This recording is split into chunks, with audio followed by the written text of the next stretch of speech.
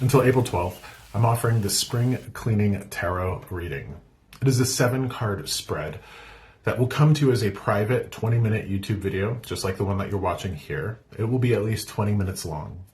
This reading that I'm doing today is a shortened version of it that applies to myself. I've already shuffled the cards. I had to shuffle this deck 5 times to get the cards to where they needed to be. And I'm going to go ahead and split this deck right here. Okay. This card right here represents who I am in this moment. The next 3 cards will be in this order: my heart, my health, my home. And then the following 3 cards will be the guidance that I need to pursue in those areas. So according to tarot, I am, let's see,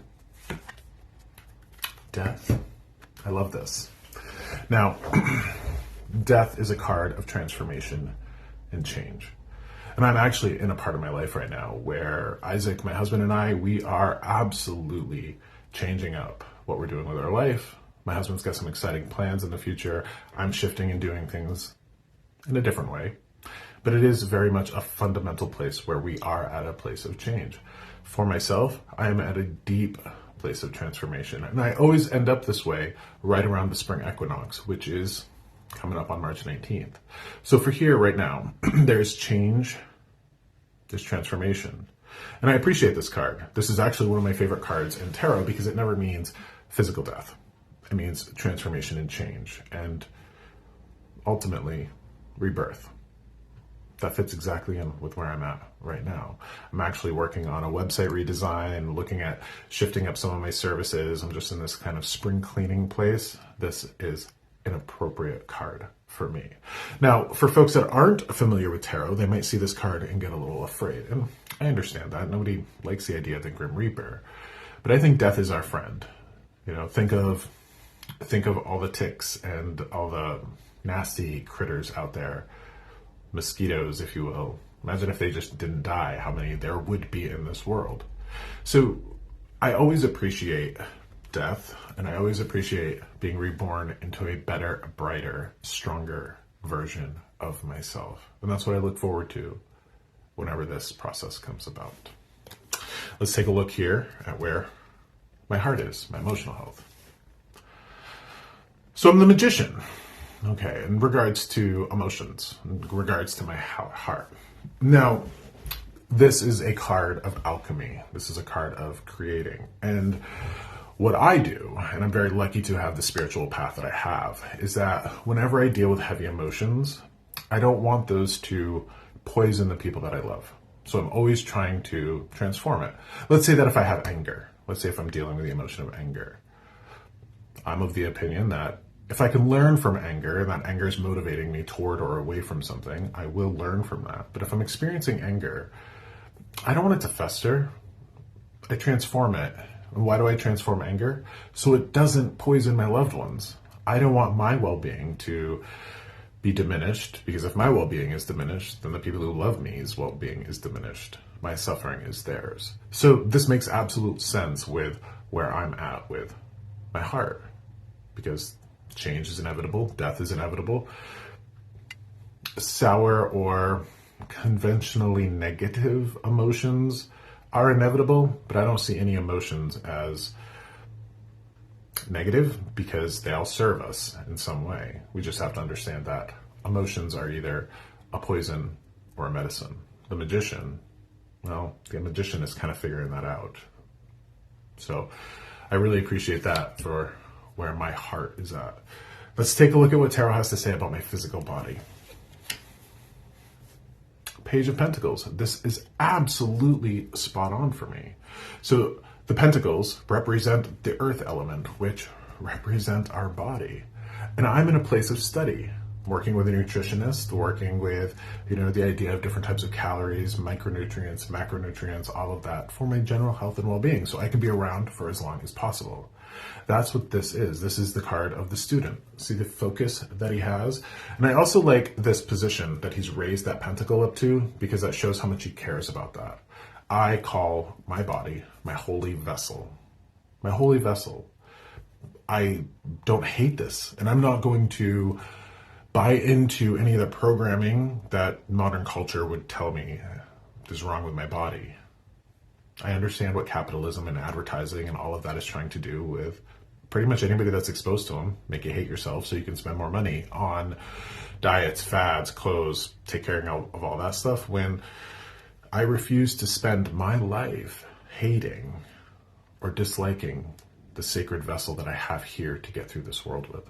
So this is absolutely right on. I love this for me. I am a student of this. I just turned 45 and I'm still trying to figure out what this thing can do for me and what its limitations are.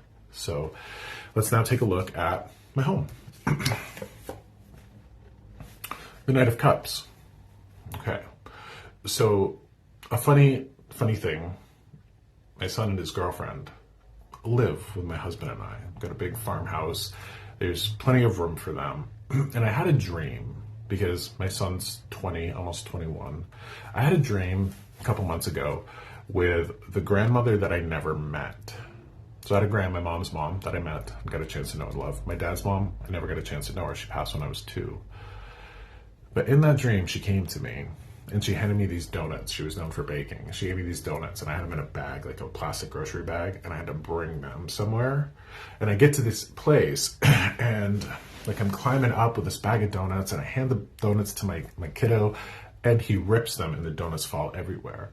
And the message that I got from that from that dream was to not get angry at my son or his girlfriend, because they're kids. They're absolute children. And kids, I think anybody that's had that's been a parent can understand, kids can not be with it, and we can't expect kids to be with it. But the Knight of Cups is very much understanding the devotion of love. So I communicate with these children, but I'm not angry at them. And I use that dream of my grandmother coming through, stressing how important it was to, meet those challenges with love versus vinegar.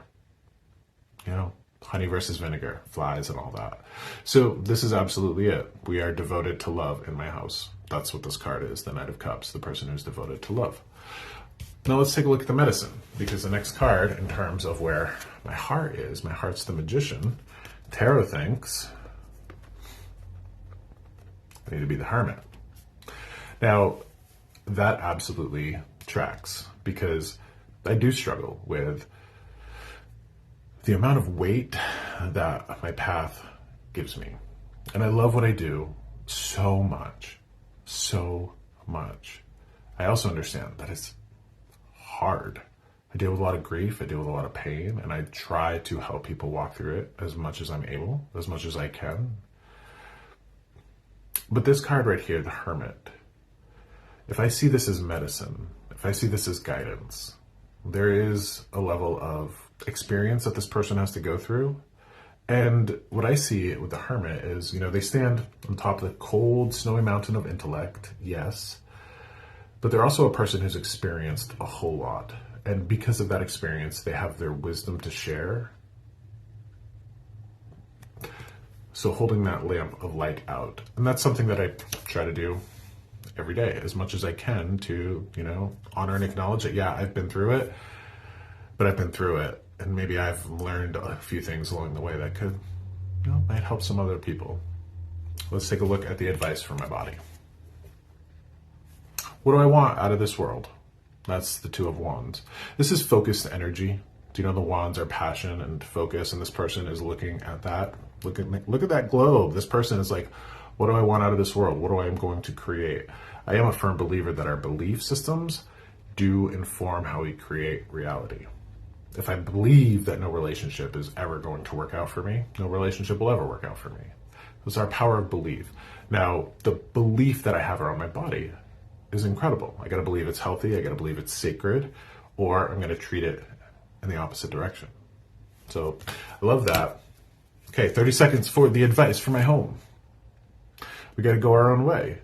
For me, the Seven of Swords is that card about going your own way, doing your own thing, taking what works for you, leaving what doesn't, and moving in that direction. This is an intellectual card. So I think that applies to my house, applies to my home. I've got to do it my own way. My kid's got to do it his own way. Everybody that lives there has to do it their own way. That, my friends, is the short version of the spring cleaning tarot reading.